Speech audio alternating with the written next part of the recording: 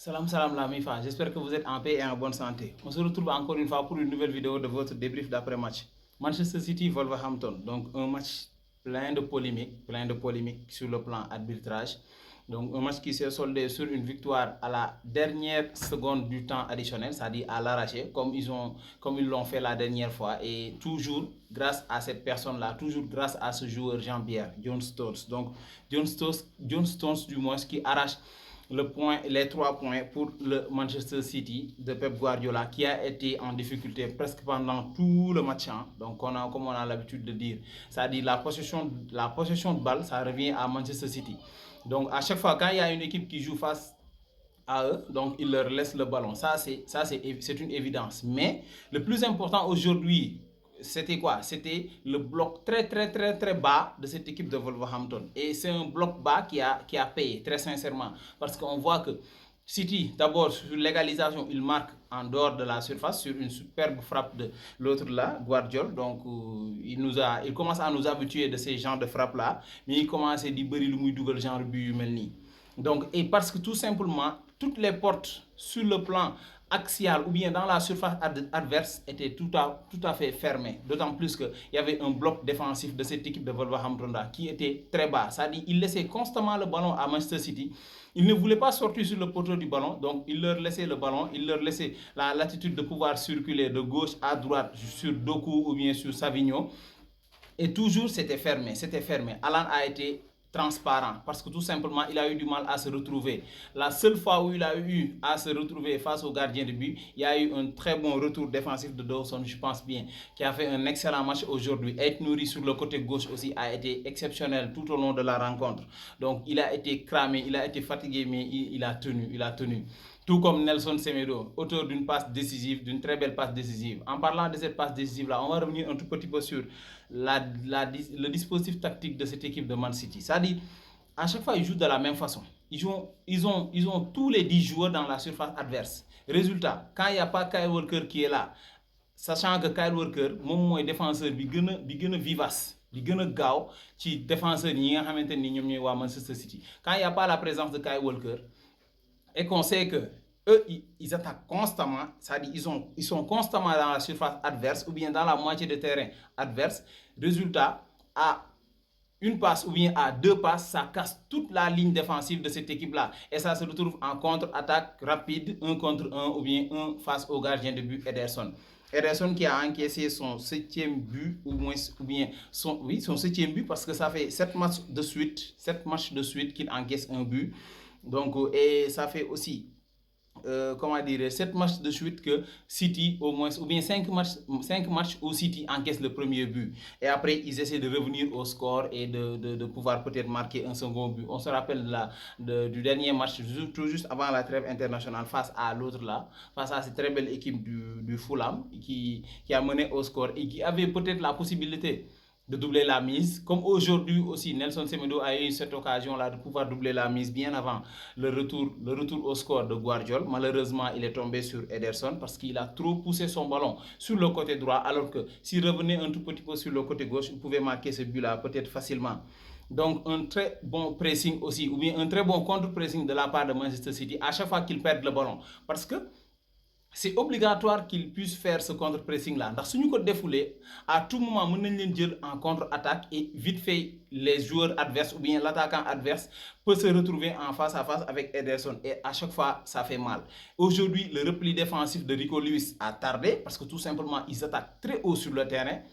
Malheureusement, on ne peut pas leur empêcher de faire cela parce que c'est la philosophie de jeu de Pep Guardiola. Donc, ils attaquent très haut sur le terrain. Il y a Rico Lewis qui tarde à resserrer sur l'arcène. Il y a aussi la ligne axiale, à savoir l'autre là, Ruben Diaz et John Stones, qui s'alignent de manière incompréhensible peut-être.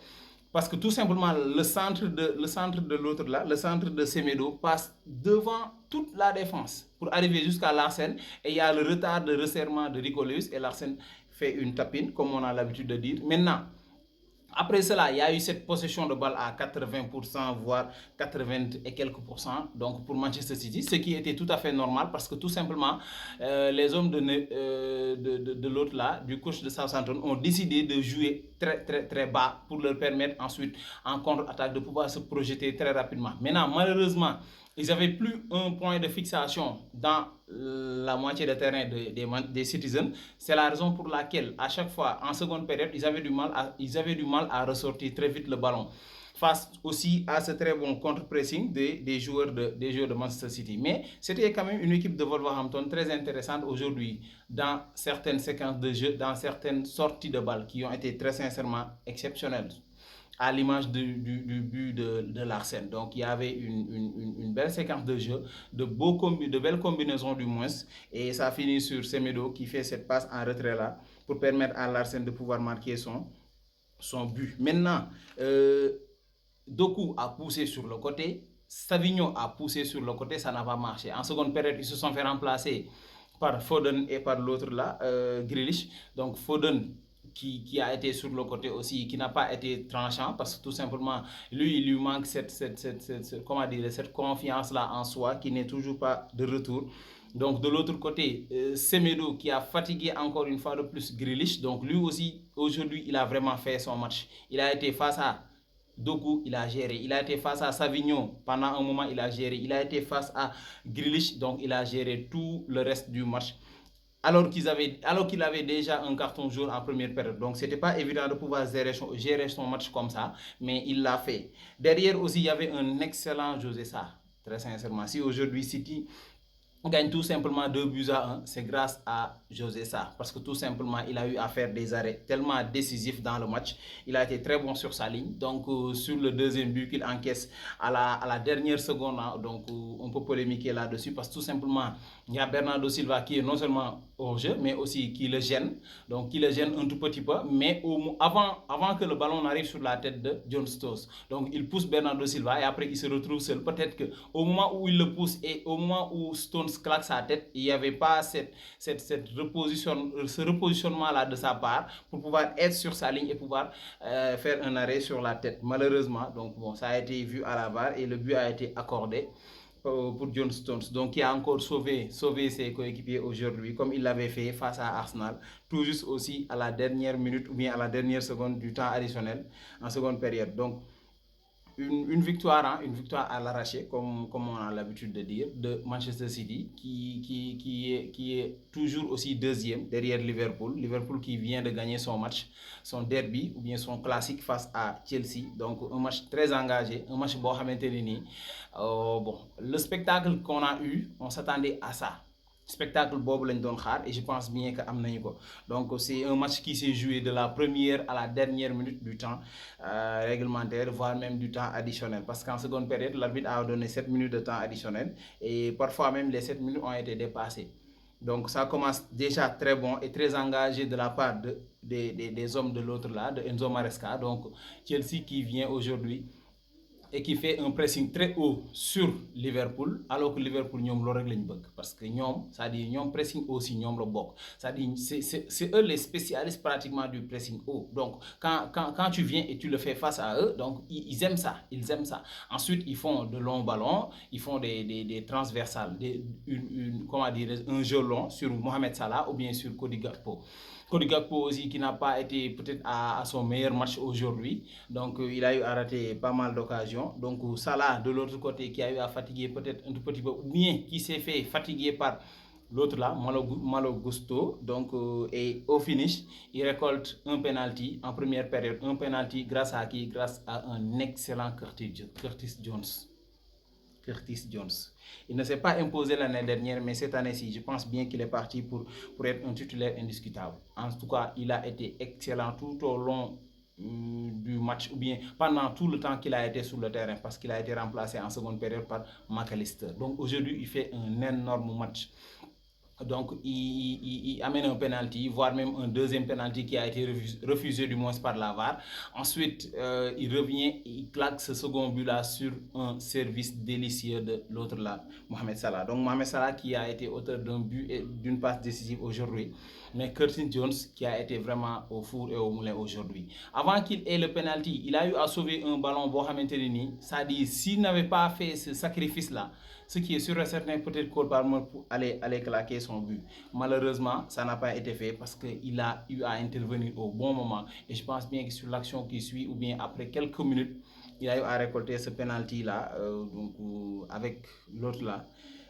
Colwill qui a été trop agité aujourd'hui dans son marquage, trop agité. Donc on comprend la jeunesse un tout petit peu, la fougue comme on dit, mais il a été trop agité. Donc il a commis des fautes, une faute sur Mohamed Salah, un penalty aussi qui n'a pas été sifflé sur cette faute-là. Peut-être qu'après, il y a eu cette seconde faute sur Curtis Jones et ça n'a pas échappé à l'arbitre et ça a coûté le penalty transformé par Mohamed Salah. Donc, shout out aussi à Nicolas Jackson Dumos qui a eu à claquer son but, un très beau but. Donc, le bon appel au bon moment et la belle passe ou bien la bonne passe décisive de Caicedo, qui permet à Nicolas Jackson de claquer son but et de venir à hauteur de un but partout entre ces deux équipes-là. Malheureusement, après quelques minutes de jeu, quelques minutes après le but de Nicolas Jackson, ils encaissent un second but. Malheureusement, sur un très bon appel de Curtis Jones et un très beau service de Mohamed Salah. Donc, Jones qui a eu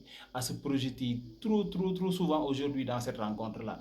À chaque fois, mon donne je peux dire, le quatrième attaquant qui plongeait dans le dos des défenseurs pour créer ce danger-là, soit amener un penalty ou bien marquer un but. Et il a été fait de manière très intelligente. Le contrôle n'a pas été fameux, parce que le ballon a eu un rebond tout juste avant d'arriver sur lui. Il fait le contrôle avec le pied gauche et il redresse le ballon extérieur du pied côté opposé pour tromper la vigilance de Sanchez. Donc, un très bon match aussi de la part de Robertson sur le côté gauche. Arnold aussi a été remplacé en seconde période. Madueke, donc il a été un tout petit peu virevoltant en première mi-temps, mais ça n'a pas été un excellent match aussi de sa part. Donc Cole Palmer aussi a été transparent aujourd'hui. On l'a pas trop vu. On l'a pas trop vu dans cette rencontre-là. Et c'est une rencontre qui a eu plein de rebondissements. Parce que tout simplement, c'était pas facile. Parce que tout simplement, Liverpool devait gagner pour reprendre la tête de la Premier League, alors que Chelsea aussi devait gagner ou bien voulait gagner pour être dans le top 4 pour la première fois de la saison. Donc ça n'a pas été fait malheureusement pour les hommes de Maresca. Donc, et ça a été fait pour les hommes de Arne Slot qui fait toujours un beau parcours avec cette équipe-là. Je pense bien qu'ils se retrouvent avec une 7e victoire, je pense bien, et une défaite en championnat. Donc ils sont encore premiers avec 2 points d'avance, je pense bien, sur Manchester City. Donc la prochaine journée sera face à Arsenal qui a perdu hier. Donc on verra ce que ça va donner. D'ici là, on se donne rendez-vous pour une prochaine vidéo. N'oubliez surtout pas de liker, de vous abonner et de partager les vidéos. Ciao tout le monde.